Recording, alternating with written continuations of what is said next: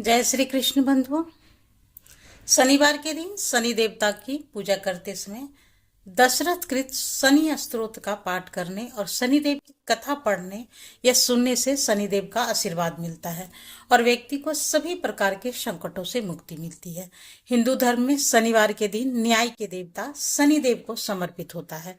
तो जो लोग किसी भी विशेष कार्य को सिद्ध करना चाहते हैं वे लोग शनिवार के दिन व्रत रखकर शनिदेव की पूजा कर सकते हैं और शनि स्तोत्र का पाठ करते हैं तो उनको कार्य में सफलता और सिद्धि प्राप्त होती है। इसके अलावा शनि स्तोत्र का पाठ करने से शनि की 7.5 और ढैया का प्रकोप भी कम हो सकता है। तो आइए आज के वीडियो में हम पूरी श्रद्धा के साथ सुनते हैं शनिवार व्रत की संपूर्ण कर जिनके शरीर का वर्ण सुनते हैं कृष्ण नील तथा भगवान शंकर के समान है। उन शनिदेव को नमस्कार है। जो जगत के लिए कालाग्नि और कृतांत रूप है उन शनिश्चर को बारंबार नमस्कार है। जिनका शरीर कंकाल जैसा मांसहीन तथा जिनकी दाढ़ी मूछ और जटा बड़ी हुई है उन शनिदेव को नमस्कार है। जिसके बड़े बड़े नेत्र, पीठ में सटा हुआ पेट और भयानक आकार है उन शनिश्चर देव को नमस्कार है। जिनके शरीर का ढांचा फैला हुआ है, जिनके रोए बहुत मोटे हैं, जो लंबे चौड़े किंतु सूखे शरीर वाले हैं और जिनकी दाढ़ी काल रूप है उन शनिदेव को बारंबार प्रणाम है। हे सन, आपके नेत्र कोटर के समान गहरे हैं, आपकी ओर देखना कठिन है, आप घोर रौद्र भीषण और विकराल हैं, आपको नमस्कार है। बलिमुख, आप सब कुछ भक्षण करने वाले हैं, आपको नमस्कार है। सूर्य, चंदन, भास्कर, पुत्र अभय देने वाले देवता, आपको प्रणाम है। नीचे और दृष्टि रखने वाले शनिदेव, आपको नमस्कार है। संवतर्क, आपको प्रणाम है। मंद गति से चलने वाले शनिचर, आपका प्रतीक तलवार के समान है, आपको पुनः पुनः प्रणाम है। आपने तपस्या से अपने देह को दग्ध कर लिया है। आप सदा योगाभ्यास में तत्पर, भूख से आतुर और अतृप्त रहते हैं, आपको सदा सर्वदा नमस्कार है। ज्ञान नेत्र, आपको प्रणाम है। काश्यप नंदन सूर्यपुत्र शनिदेव, आपको नमस्कार है। आप संतुष्ट होने पर राज्य दे देते हैं और रुष्ट होने पर उसे तत्काल हर लेते हैं। देवता, असुर, मनुष्य, सिद्ध, विद्याधर और नाग, यह सब आपकी दृष्टि पड़ने पर समूल नष्ट हो जाते हैं। देव, मुझ पर प्रसन्न होइए, मैं वर पाने के योग्य हूँ और आपकी शरण में आई हूँ। सभी प्रेम से बोलिए शनिदेव महाराज की जय। एक समय की बात है, एक ब्राह्मण राजा के महल में मुख्य द्वार पर बुरी आत्माओं के बचाव का काम करता था। एक दिन उसने एक अजीब सी आवाज सुनी तो वह डर गया। कई दिनों तक उसे वह आवाज सुनाई देती रही। उसने कभी भी उस रहस्यमय आवाज के बारे में अपनी पत्नी को नहीं बताया और उसका स्वास्थ्य दिन प्रतिदिन खराब होता गया। वो कमजोर होता गया। एक दिन उसकी पत्नी ने कहा, मैं तुम्हें पौष्टिक भोजन देने की पूरी कोशिश करती हूँ, फिर भी तुम्हारी सेहत खराब हो रही है, तुम्हें क्या हुआ? कुछ समय तक तो वह चुप रहा। फिर उसकी पत्नी ने उसे बहुत समझाया कि उसे अपने मन की बात बता देनी चाहिए ताकि जो तनाव है इतने दिनों से उसे मिल रहा है उससे छुटकारा पाया जा सके, कोई उपाय सोचा जा सके। ब्राह्मण ने कहा, मुझे हर शनिवार एक अजीब सी आवाज सुनाई देती है और वह आवाज कहती है कि वह हमारे राजा को कष्ट देना चाहती है और उस कष्ट की अवधि 7 साल, 2.5 साल, 2.5 महीने, 2.5 दिन या कम से कम 2.5 पहर यानी 7 घंटे होगी। अब राजा कोई भी अवधि चुन सकता है, कष्ट तो होना अनिवार्य ही लिखा है। ब्राह्मण की पत्नी यह सुनकर मुस्कुराई और बोली, आपने मुझे यह बात पहले क्यों नहीं बताई? राजा को तो बचाना ही होगा, चाहे हमें इसके लिए कुछ भी क्यों न करना पड़े। आप 2.5 पहर का कष्ट सह लीजिए। आत्मा अगले दिन फिर महल में आई और वही संदेश दोहराया। आपकी बार ब्राह्मण ने कहा, मैं राजा का कष्ट अपने ऊपर लेने को तैयार हूं, आप 2.5 पहर का मेरे ऊपर रह सकते हैं। आत्मा ब्राह्मण के इस प्रस्ताव से प्रसन्न हुई। फिर ब्राह्मण नदी के किनारे गए। वे ध्यान से समय बिताना चाहते थे। उन्होंने पानी की सतह पर 2 आम के फल तैरते हुए देखे। उन्होंने उन्हें ऊपर से पकड़ा और अपनी जांघ के नीचे रख लिया। राजा के राजकुमार पिछले 2 दिनों से शिकार पर गए हुए थे। वे अब तक वापस नहीं लौटे थे। इस कारण राजा बहुत बेचैन व्याकुल थे। उन्होंने राजकुमारों को खोजने के लिए अपने दूतों को अलग अलग दिशाओं में भेजा। संयोगवश एक दूत ब्राह्मण के पास भी जा पहुंचा। उसे यह देखकर अत्यंत आश्चर्य हुआ कि ब्राह्मण ने राजकुमार के सिर अपनी जांघों के नीचे छुपा रखे थे। उसने यह बात राजा को बताई। सुनकर राजा क्रोधित हो गए। उन्होंने ब्राह्मण को सूली पर चढ़ा देने का या फिर फांसी देने का आदेश दिया। राजा ने ब्राह्मण से उनकी अंतिम इच्छा पूछी तो ब्राह्मण ने कहा, कृपा करके मुझे 2.5 पहर तक मत मारना। राजा ब्राह्मण की यह बात मान गया। निर्धारित समय समाप्त होने पर ब्राह्मण के अंत की उसे सजा देने की व्यवस्था कर दी गई। ब्राह्मण का सिर गर्म लोहे की तलवार से काटा जाना था। जैसे ही वधकर्ता ने ब्राह्मण पर आक्रमण किया, वह गर्म तलवार टुकड़े वधकर्ता ने अब की बार गर्म चांदी की तलवार उठाई और वह तलवार भी ब्राह्मण की गर्दन को छूने से पहले ही टुकड़े टुकड़े हो गए। वधकर्ता ने गर्म सोने की तलवार निकाली और अब की बार ब्राह्मण का सिर काटने का प्रयास किया। तीसरी तलवार का हाल भी कुछ ऐसा ही हुआ। वहां उपस्थित लोग इस चमत्कार को देखकर आश्चर्यचकित रह गए। अचानक वे दोनों राजकुमार भी वहां प्रकट हो गए।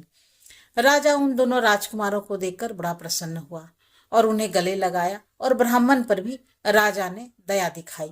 राजा ने कहा, हे ब्राह्मण देव, यह क्या रहस्य है? इसे सबके सामने प्रकट कीजिए। इतनी बार मारने के बाद भी आपका बाल बांका नहीं हुआ। तब ब्राह्मण ने कहा, राजन, शनि आपको कष्ट देना चाहते थे। मैंने आपको और राज्य को बचाने के लिए आपका कष्ट अपने ऊपर ले लिया। शनिदेव ने आम को मानव शरीर के रूप में प्रकट कर दिया था। क्या मैं राजकुमारों को मार सकता था? मैं तो हमेशा से इस राज्य का रक्षक रहा हूँ। मैंने सदैव आपका और राज्य का भला ही चाहा है।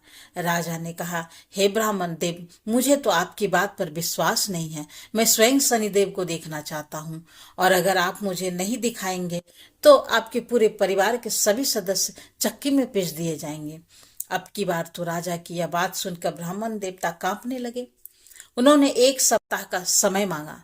इसके बाद वो अपने घर गए और उनकी पत्नी ने, जो बहुत चतुर और बिल्कुल बुद्धिमान थी, ब्राह्मण देवता को देखकर कहा, क्या बात है, आप पीले और भयभीत लग रहे हैं, क्यों डरे हुए हैं? ब्राह्मण देवता ने कहा, भाग्यवान, शनि देव ने ही मुझ पर यह कष्ट डाला है। मैं तो तुम्हारी सलाह मानकर पहली बार बच गया। अब अगर मैंने शनि ग्रह को राजा के सामने प्रकट नहीं किया तो हम सब चक्की के पहिए के नीचे कुचल दिए जाएंगे। ब्राह्मण की पत्नी ने कहा, धैर्य रखो, आपने एक नेक काम के लिए अपनी जान जोखिम में डाली है। शनिदेव आपकी सहायता अवश्य करेंगे। ब्राह्मण ने चैन की सांस ली। तब उनकी पत्नी ने कहा, राजा से कहो कि आने वाले शनिवार को वे सुबह जल्दी उठे और शनिदेव काले पर्वत के नीचे काले घोड़े पर सवार होंगे। वे तेल से भींगे हुए काले कंबल से ढके होंगे और राजा उनके दर्शन कर सकते हैं। अगले शनिवार को ब्राह्मण राजा को काले पर्वत पर ले गए। एक काली परछाई काले घोड़े पर सवार थे। राजा ने पूछा, तुम कौन है? शनिदेव ने कहा, राजन, मैं शनि हूँ। मैं गरीबों और राजाओं दोनों को एक समान रूप से कष्ट देता हूँ। मैं किसी में कोई भेदभाव नहीं करता। राजा ने कहा, तब शनिदेव, हम आपके प्रकोप से कैसे बच सकते हैं? शनिदेव ने कहा, धनवानों को शनिवार को एक काला घोड़ा या 1.25 मन सोना दान करना चाहिए और मध्यम आय वर्ग के लोग लोहा और काले कंबल दान कर सकते हैं और निर्धन लोग तेल लगी रोटी एक काले कुत्ते को दे सकते हैं।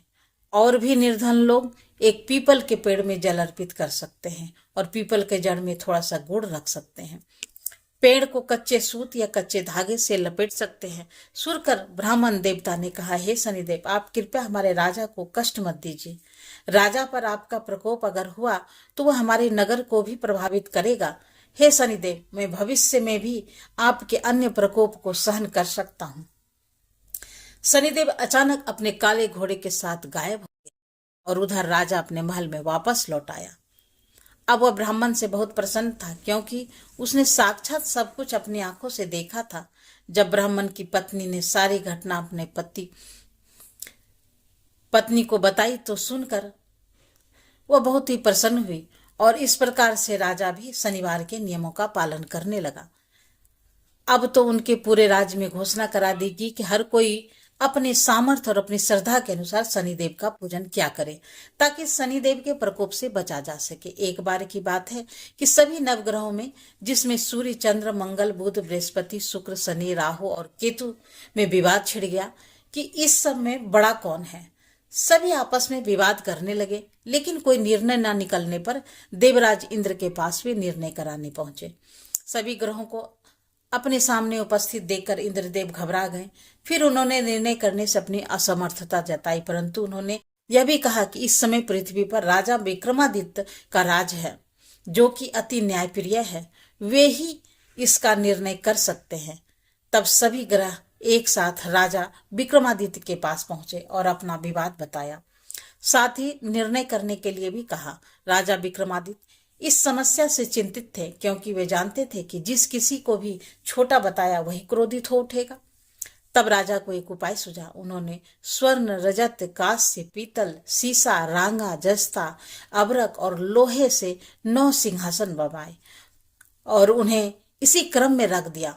फिर उन सब से निवेदन किया कि आप सभी अपने अपने सिंहासन पर स्थान ग्रहण करें। जो भी अंतिम सिंहासन पर बैठेगा वही सबसे छोटा होगा। इसके अनुसार लौह सिंहासन सबसे बाद में होने के कारण शनिदेव सबसे बाद में बैठे, तो वही सबसे छोटा कहलाए। अब शनिदेव को लगा कि राजा ने ऐसा जानबूझकर किया है, तो वह क्रोध में आकर राजा विक्रमादित्य से बोले, राजा तू मुझे नहीं जानता। सूर्य एक राशि में 1 महीना, चंद्रमा 2.25 दिन और मंगल 1.5 महीना और बृहस्पति 13 महीना, बुध और शुक्र 1 महीना विचरण करते हैं, लेकिन मैं 2.5 से 7 साल तक रहता हूँ। बड़े बड़ों का मैंने विनाश किया है। श्री राम की 7.5 आई तो उन्हें वनवास हो गया, रावण की आई तो उन्हें लंका और वानरों की सेना से हारना पड़ा। अब तुम सावधान होकर रहना। ऐसा कहकर कोपित हुए शनिदेव जी वहां से चले गए, और तब अन्य ग्रह भी खुशी खुशी चले गए। कुछ समय बाद राजा की 7.5 आई। तब राजा घोड़े के सौदागर बनकर वहां आए। उनके पास कई सारी बढ़िया घोड़े थे। राजा ने यह समाचार सुनकर अपने अश्वपाल को अच्छे घोड़े खरीदने की आज्ञा दी। उसने कई अच्छे घोड़े खरीदे और एक सर्वोत्तम घोड़े को राजा की सवारी करने दिया। अब जैसे ही राजा उस घोड़े पर सवार हुए, वो घोड़ा सरपट वन की ओर भागा और घने जंगल में पहुंचकर वो अंतर्ध्यान हो गया। अब राजा भूख प्यास से भटकते रहे। तब एक ग्वाला ने उन्हें पानी पिलाया। राजा ने प्रसन्न होकर उसे अपने अंगूठी दी, और वह अंगूठी देखकर राजा अपने नगर को चल पड़े। वहां उन्होंने अपना नाम उज्जैन निवासी विका बतलाया, और वहां उन्होंने एक सेठ की दुकान में रुककर जलपान किया। कुछ देर रुककर आराम भी किया। भाग्यवश उस सेठ की उस दिन खूब बिक्री हुई। अब सेठ रूप बदलते हुए राजा विक्रमादित्य को अपने साथ अपने घर ले गया। वहां पर राजा ने खूंटी पर देखा कि एक हार टंगा हुआ है, जिसमें खूंटी निगल रहा है। देखते देखते थोड़ी देर में पूरा हार गायब हो गया। अब सेठ ने वापस आने पर देखा कि हार तो गायब है। सेठ ने समझा कि विका ने ही उसे चुराया है।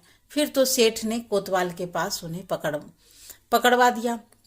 अब उस नगर के राजा ने भी राजा विक्रमादित्य को चोर समझकर उसके हाथ पैर कटवा दिए और नगर से बाहर फेंकवा दिए। वहां से एक तेली निकल रहा था, जिसे दया आई और उसने विका को अपनी गाड़ी में बिठाया।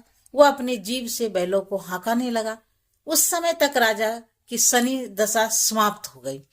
वर्षा ऋतु आने पर राजा मल्हार गाने लगा, और राजा जिस नगर में थे वहां की राजकुमारी मनभावनी को उनका गाना इतना पसंद आया कि उसने मन ही मन प्रण कर लिया कि वह उस राग गाने वाले से ही विवाह करेगी। राजकुमारी ने दासी को राग गाने वाले को ढूंढने के लिए भेज दिया। तब दासी ने बताया कि वह तो एक चौरंगिया अर्थात अपाहिज है, परंतु राजकुमारी नहीं मानी। अगले ही दिन वह भूख प्यास त्याग कर अनशन पर बैठ गई। विवाह करेगी तो उसी से करेगी। बहुत समझाने पर भी जब राजकुमारी नहीं मानी, तो राजा ने उस तेली को बुला भेजा और विवाह की तैयारी करने को कहा। फिर तो उसका विवाह राजकुमारी से हो गया। तब एक दिन सोते हुए स्वप्न में शनिदेव ने राजा को दर्शन देकर कहा कि हे राजन, देखा तुमने मुझे छोटा बताकर कितना दुख झेला। अब राजा ने उससे क्षमा मांगी और प्रार्थना करते हुए कहा, हे शनिदेव, जैसा दुख मुझे दिया है किसी और को मत दीजिएगा। तब शनिदेव मान गए और कहा कि जो मेरी कथा और व्रत करेगा उसे मेरी दशा में कोई भी दुख नहीं होगा। जो व्यक्ति रोज मेरा ध्यान करेगा और चींटियों को आटा डालेगा उनकी भी सभी मनोकामनाएं पूर्ण हो गई। और ऐसा कहकर शनिदेव ने राजा को हाथ पैर वापस कर दिए। इधर प्रातःकाल आंख खुलने पर राजकुमारी ने देखा, वह बड़ी आश्चर्यचकित हुई जब विका अर्थात राजा विक्रमादित्य ने राजकुमारी को बताया उज्जैन के राजा विक्रमादित्य हैं। जानकर सभी अत्यंत प्रसन्न हुए। सेठ ने जब सुना तो वह राजा के पैरों पर गिरकर क्षमा मांगने लगा। राजा ने कहा कि यह तो शनिदेव की क्रोध था, इसमें किसी का कोई दोष नहीं। सेठ ने फिर भी निवेदन किया कि राजन, मुझे शांति तभी मिलेगी जब आप मेरे घर चलकर भोजन करेंगे। तब सेठ ने अपने घर तरह तरह के व्यंजनों से राजा का सत्कार किया। सभी ने देखा कि जो खूंटी पर हार निगल गई थी वही अब उसे धीरे धीरे उगल रही है। सेठ ने अनेक मोहरे देकर राजा का धन्यवाद किया। इसके बाद राजा रानी को लेकर अपने राज्य वापस लौट आए, जहां पर उसका खूब धूमधाम से स्वागत किया गया। राजा विक्रमादित्य ने कहा कि उन्होंने शनिदेव को छोटा बताया था, लेकिन वे तो सर्वश्रेष्ठ हैं। तब से राजा विक्रमादित्य ने के राज्य में शनिदेव की पूजा और कथा रोज होने लगी। शनिदेव की यह दिव्य और प्रेरणादायक कथा अपूर्ण होती है। जिन्होंने भी श्रद्धा से इस कथा को सुना, उन्होंने न केवल शनिदेव की कृपा प्राप्त की बल्कि अपने पापों का भी क्षय किया है। कथा श्रवण का यही संदेश है कि जो जैसा कर्म करेगा वैसा फल पाएगा, पर शनिदेव यदि कृपा कर दे तो दुर्भाग्य को भी सौभाग्य बना देते हैं। यह थी शनिवार व्रत की कथा। सभी प्रेम से बोलिए शनिदेव भगवान की जय।